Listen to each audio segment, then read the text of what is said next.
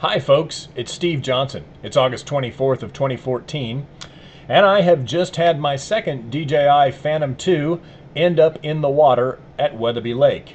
Now the first one is 80 feet underwater with a GoPro Hero 3 Black attached to it and never to be retrieved. However, I decided it was get right back on the horse, so we got another unit, and on this one I installed a system called the Getterback, which is made to save your fishing rod should you drop it in the water. A chemical reaction goes off, and these shoot off with 100 foot of monofilament line and go to the top of the surface. It's a great idea, and as you'll see from this video and the fact that I was able to pull it out, they did work this time. So it's an ordinary day here, afternoon day at Weatherby Lake on a Sunday, and there's a sailing regatta going on, and I'm out shooting some footage of the boats. And things are going along really well right here. I have about 30% of battery right now, about maybe 35% battery, and planning on bringing the unit in when it gets down to about 20%.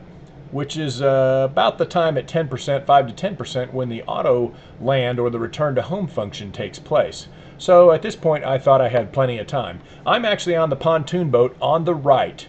You'll see me over there. I'm standing there operating it. Now, it's important to point out that that pontoon boat has a 9.9 horsepower motor on it. Oh, here we go. It's taken off into its auto land routine. If you watch the pontoon boat on the right, you'll see us hit it into reverse as hard as we can, as we're scrambling to get back to the position where we started, which is quite a ways up the lake here. We get within 3 or 4 feet of the DJI Phantom before it drops into the water. So we just barely missed it. A little bit more motor or a little less wind or a little quicker reaction on our part would have probably gotten us there and caught the unit before it hit the water. You can see right now it's descending slowly in its landing process, coming closer to the water. And in just a second here, I will let us go back to the audio that the GoPro recorded in its last final moments, and you can get an idea of what it sounds like with when a GoPro goes underwater. Getting close now. You can see the water starting to ripple, and here's the sound.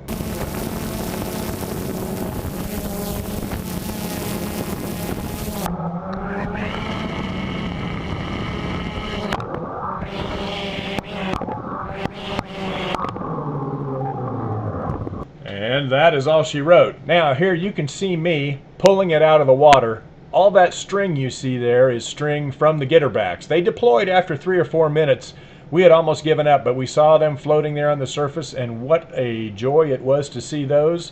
Both of the Getterbacks came up, and we grabbed them and slowly pulled the ship up. The strength of the line was plenty to support the Phantom, and the dry out process has begun. So I'm hopeful that tomorrow I'll fire this thing up after a bunch of blowing the machine out with air compressor and letting it dry in front of the air conditioner, and I'll be reporting back and letting you know how that goes.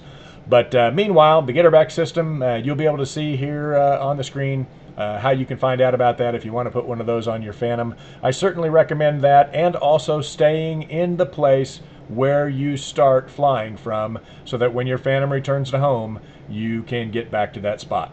That's all for now. If you want to talk to me about this, shoot me an email at steve@supercub.org.